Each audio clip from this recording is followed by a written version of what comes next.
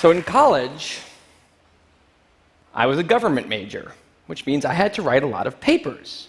Now, when a normal student writes a paper, they might spread the work out a little like this. So, you get started maybe a little slowly, but you get enough done in the first week that with some heavier days later on, everything gets done and things stay civil. And I would want to do that like that. That would be the plan. I would have it all ready to go, but then actually the paper would come along, and then I would kind of do this. And that would happen every single paper. But then came my 90-page senior thesis, a paper you're supposed to spend a year on. I knew for a paper like that, my normal workflow was not an option. It was way too big a project. So I planned things out, and I decided I kind of had to go something like this. This is how the year would go. So I'd start off light, and I'd bump it up in the middle months. And then at the end, I would kick it up into high gear. It's just like a little staircase. How hard could it be to just walk up the stairs? No big deal, right? But then, funniest thing happened. Those first few months, they came and went, and I couldn't quite do stuff. So we had an awesome new revised plan. But then those middle months actually went by, and I didn't really write words. And so we were here. And then 2 months turned into 1 month, which turned into 2 weeks. And one day I woke up with 3 days until the deadline, still not having written a word, and so I did the only thing I could. I wrote 90 pages over 72 hours, pulling not one but 2 all-nighters. Humans are not supposed to pull 2 all-nighters. Sprinted across campus, dove in slow motion, and got it in just at the deadline. I thought that was the end of everything. But a week later, I get a call. And it's the school. And they say, "Is this Tim Urban?" And I say, "Yeah." And they say, "We need to talk about your thesis." And I say, "Okay." And they say, "It's the best one we've ever seen."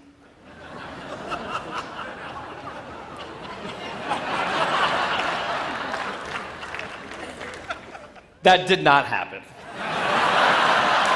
It was a very, very bad thesis. I just wanted to enjoy that one moment when all of you thought, "This guy is amazing." No, it was very, very bad. Anyway, today I'm a writer, blogger guy. I write the blog Wait, But Why? And a couple of years ago, I decided to write about procrastination. My behavior has always perplexed the non-procrastinators around me, and I wanted to explain to the non-procrastinators of the world what goes on in the heads of procrastinators and why we are the way we are. Now, I had a hypothesis that the brains of procrastinators were actually different than the brains of other people.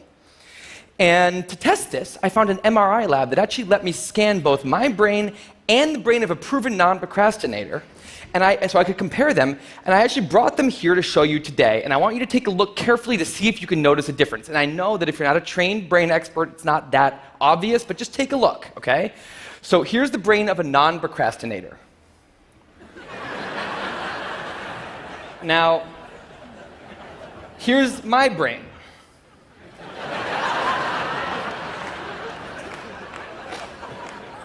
There is a difference. Both brains have a rational decision maker in them, but the procrastinator's brain also has an instant gratification monkey. Now, what does this mean for the procrastinator? Well, it means everything's fine until this happens. So the rational decision maker will make the rational decision to do something productive, but the monkey doesn't like that plan. So he actually takes the wheel, and he says, "Actually, let's read the entire Wikipedia page of the Nancy Kerrigan-Tanya Harding scandal, because I just remembered that happened. Then we're going to go over to the fridge. We're going to see if there's anything new in there since 10 minutes ago. After that, we're going to go on a YouTube spiral that starts with videos of Richard Feynman talking about magnets and ends much, much later with us watching interviews with Justin Bieber's mom. All of that's going to take a while, so we're not going to really have room on the schedule for any work today. Sorry. Now, what is going on here? The instant gratification monkey does not seem like a guy you want behind the wheel. He lives entirely in the present moment. He has no memory of the past, no knowledge of the future, and he only cares about two things: easy and fun. Now, in the animal world, that works fine. If you're a dog and you spend your whole life doing nothing other than easy and fun things, you're a huge success. And to the monkey, humans are just another animal species he has to keep well slept, well fed, and propagating into the next generation, which in tribal times might have worked okay. But if you haven't noticed, now we're not in tribal times. We're in an advanced civilization, and the monkey does not know what that is, which is why we have another guy in our brain, the rational decision maker, who gives us the ability to do things no other animal can do. We can visualize the future. We can see the big picture. We can make long-term plans. And he wants to take all of that into account. And he wants to just have us do whatever makes sense to be doing right now. Now, sometimes it makes sense to be doing things that are easy and fun, like when you're having dinner or going to bed or enjoying well-earned leisure time. That's why there's an overlap. Sometimes they agree. But other times, it makes much more sense to be doing things that are harder and less pleasant for the sake of the big picture, and that's when we have a conflict. And for the procrastinator, that conflict tends to end a certain way every time, leaving him spending a lot of time in this orange zone, an easy and fun place that's entirely out of the make sense circle. I call it the dark playground. Now, the dark playground is a place that all of you procrastinators out there know very well. It's where leisure activities happen at times when leisure activities are not supposed to be happening. The fun you have in the dark playground isn't actually fun because it's completely unearned, and the air is filled with guilt, dread, anxiety, self-hatred, all those good procrastinator feelings. And the question is, in this situation, with the monkey behind the wheel, how does the procrastinator ever get himself over here to this blue zone? A less pleasant place, but where really important things happen. Well, it turns out that the procrastinator has a guardian angel, someone who's always looking down on him and watching over him in his darkest moments, someone called the panic monster.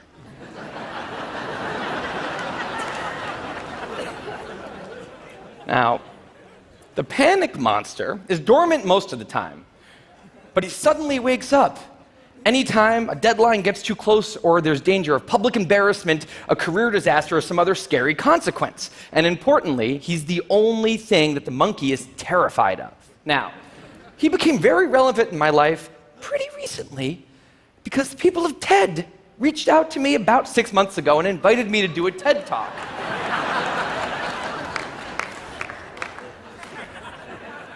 Now, of course, I said yes. It's always been a dream of mine to have done a TED Talk in the past.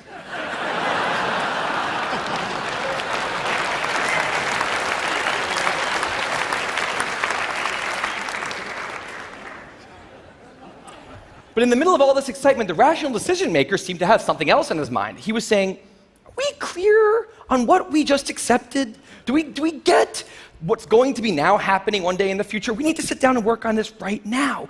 And the monkey said, totally agree, but also let's just open Google Earth and let's zoom into the bottom of India, like 200 feet above the ground, and we're going to scroll up for 2.5 hours till we get to the top of the country so we can get a better feel for India.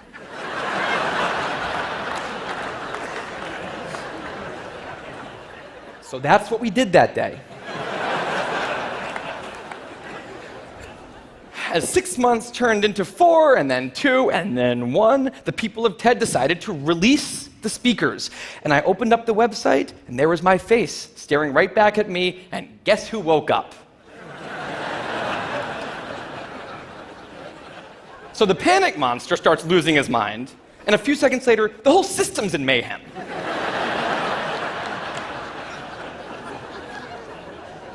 And the monkey, who, remember, he's terrified of the panic monster, boom, he's up the tree.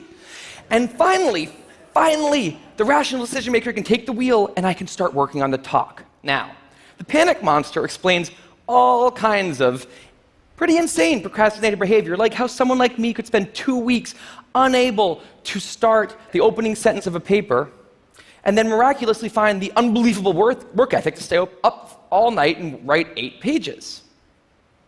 And this entire situation with the 3 characters, this is the procrastinator's system. It's not pretty, but in the end, it works. And this is what I decided to write about on the blog just a couple years ago. Now, when I did, I was amazed by the response. Literally thousands of emails came in from all different kinds of people, from all over the world, doing all different kinds of things. These were people who were nurses and bankers and painters and engineers and lots of PhD students. And they were all writing saying the same thing. I have this problem too. But what struck me was the contrast between the light tone of the post and the heaviness of these emails. These people were writing with intense frustration about what procrastination had done to their lives, about what this monkey had done to them.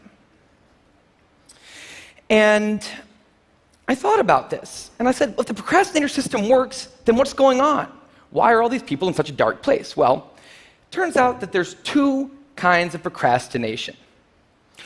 Everything I've talked about today, the examples I've given, they all have deadlines. And when there's deadlines, the effects of procrastination are contained to the short term because the panic monster gets involved. But there's a second kind of procrastination that happens in situations when there is no deadline. So if you want to have a career where you want to be a self-starter, something in the arts, something entrepreneurial, there's no deadlines on those things at first because nothing's happening at first, not until you've gone out and done the hard work to get some momentum, to get things going. There's also all kinds of important things outside of your career that don't involve any deadlines, like seeing your family or exercising and taking care of your health, working on your relationship, or getting out of a relationship that isn't working. Now, if the procrastinator's only mechanism of doing these hard things is the panic monster, that's a problem because in all of these non-deadline situations, the panic monster doesn't show up. He has nothing to wake up for. So the effects of procrastination, they're not contained. They just extend outward forever. And it's this long-term kind of procrastination that's much less visible and much less talked about than the funnier, short-term, deadline-based kind. It's usually suffered quietly and privately, and it can be the source of a huge amount of long-term unhappiness and regrets. And I thought, that's why these people are emailing, and that's why they're in such a bad place. It's not that they're cramming for some project. It's that long-term procrastination has made them feel like a spectator at times in their own lives. The frustration was not that they couldn't achieve their dreams, it's that they weren't even able to start chasing them. So I read these emails and I had a little bit of an epiphany that I don't think non-procrastinators exist. That's right, I think all of you are procrastinators. Now, you might not all be a mess, like some of us, and some of you may have a healthy relationship with deadlines. But remember, the monkey's sneakiest trick is when the deadlines aren't there. Now, I want to show you one last thing. I call this a life calendar. That's one box for every week of a 90-year life. That's not that many boxes, especially since we've already used a bunch of those. So I think we need to all take a long, hard look at that calendar. And we need to think about what we're really procrastinating on, because everyone is procrastinating on something in life. We need to stay aware of the instant gratification monkey. That's a job for all of us. And because there's not that many boxes on there, it's a job that should probably start today. Well, maybe not today, but sometime soon. Thank you.